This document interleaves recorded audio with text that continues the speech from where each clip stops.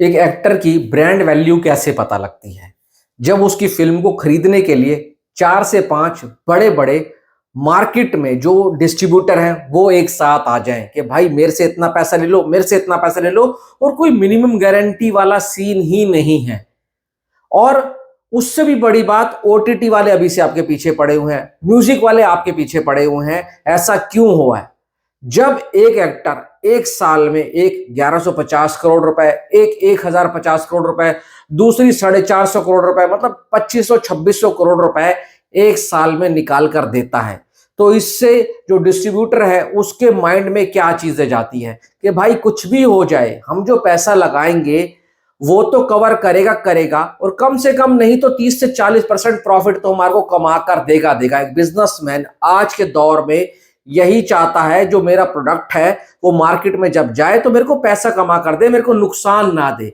और एक एक्टर जब इस मुकाम के ऊपर पहुंच जाता है ना, तो भाई सोचो उसकी कोई फिल्म फ्लॉप नहीं हो सकती, उसकी कोई फिल्म नुकसान में नहीं जा सकती। और उसके साथ साथ जो लोग जुड़े हुए हैं, जो उसके एसोसिएट्स हैं, चाहे वो म्यूजिक वाला हो, चाहे वो ओटीटी डील करेगा, चाहे वो भाई साहब थिएट्रिकल राइट्स हो, नॉन थिएट्रिकल राइट्स हो, जो भी हो ना, वो बंदे प्रॉफिट में ही जाने वाले हैं। अब कल एक शाम को खबर निकल कर आई कि जो एसआरके की किंग आने वाली है 2026 दिसंबर में, जिसकी डेट 24 बताई जा रही है, वो फिल्म को भाई पेन मरुधर ने 250 करोड़ की डील में खरीद लिया है। अब मैं एक चीज बताना चाहता हूं, देखो अगर मैं पर्सनली बोलूं ना, तो पेन मरुधर का डिस्ट्रीब्यूशन मुझे इतना पसंद नहीं है। रीजन, वो इतनी अच्छी डिस्ट्रीब्यूशन नहीं करता। चाहे वो जवान ले लो, चाहे वो डंकी ले लो, वो तो एसआरके है, उसके नाम के ऊपर ना थिएटर वाले खुद ब खुद शोज मांगते हैं और भाई कहते हैं कि 2 हफ्ते तक हम किसी और फिल्म को शो देने नहीं वाले हैं।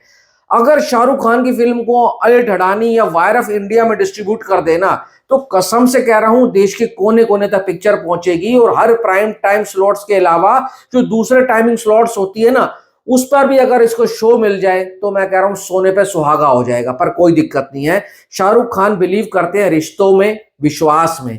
उनका पेन मरुधर के साथ एक अच्छा रिश्ता है कि उन्होंने पहले उसके साथ अच्छा काम किया है और पहले ब्लॉकबस्टर दिए हैं उनको रिस्पॉन्स, तो उन्होंने कहा चलो उसी के साथ काम कर लेते हैं, और जब अच्छा मार्केट वैल्यू मिल रहा हो तो क्यों नहीं जाना चाहिए। अब ये तो हो गई पेन मरुधर की बात कि 250 करोड़ में उसने थिएट्रिकल राइट्स खरीद लिए हैं ऑल ओवर इंडिया के। अब ओवरसीज से खबर तो पहले ही निकल कर आ गई थी, वायरफ ने इसको ले लिया है ओवरसीज के लिए।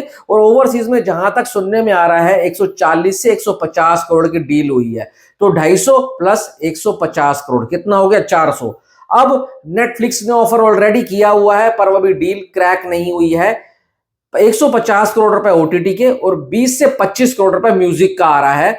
तो अगर तुम 170 ही करोड़ पकड़ कर चलो, तो 250 प्लस 150 400, और 170 ओटीटी एंड म्यूजिक कितना हो गया, 570 करोड़ रुपए। बजट कितना है, 300 से 350 करोड़ रुपए। अगर तुम अब थिएट्रिकल राइट्स ही पकड़ लो जिसका 300 करोड़ रुपए बजट है, तो और 250 करोड़ रुपए उसने कमा लिए, तो सोचो उसने अपनी कॉस्ट का कम से कम 70 to 75% तो विदाउट रिलीज निकाल लिया। और अगर मैं सारी डील को बोल दूं तो वो ऑलरेडी सुपर हिट हो चुकी है। पर मैं यहां पर कोई मक्खन मलाई नहीं लगाऊंगा, साफ जोन सी बात करूंगा। थिएटर से जितना, नॉन थिएट्रिकल से जो आए, म्यूजिक से पहले आ जाए, डिस्ट्रीब्यूटर से पहले आ जाए, उससे फर्क नहीं पड़ता। एक फिल्म की इज्जत उसकी थिएटर वाली कमाई से होती है, थिएट्रिकल रन से होती है, कि वो थिएटर में रिलीज होने के बाद कितना पैसा कमाती है। जो डिस्ट्रीब्यूटर ने इन्वेस्ट किया, वो उसकी इन्वेस्टमेंट पूरी निकली कि नहीं निकली। और अगर इन्वेस्टमेंट निकली तो उसमें रिटर्न ऑफ इन्वेस्टमेंट जो किया था, यानी कि जो 250 करोड़ रुपए लगाया है,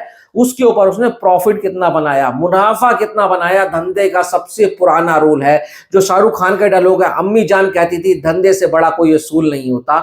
तो भाई वही बात है, अगर वो पैसा लगा रहा है तो उसको पैसा कमाना है, और शाहरुख खान है तो पैसा कमा कर जाएगा ही जाएगा। अब बात कर लेते हैं शूटिंग की, कि शूटिंग भी अभी तक इस पिक्चर की चल रही है।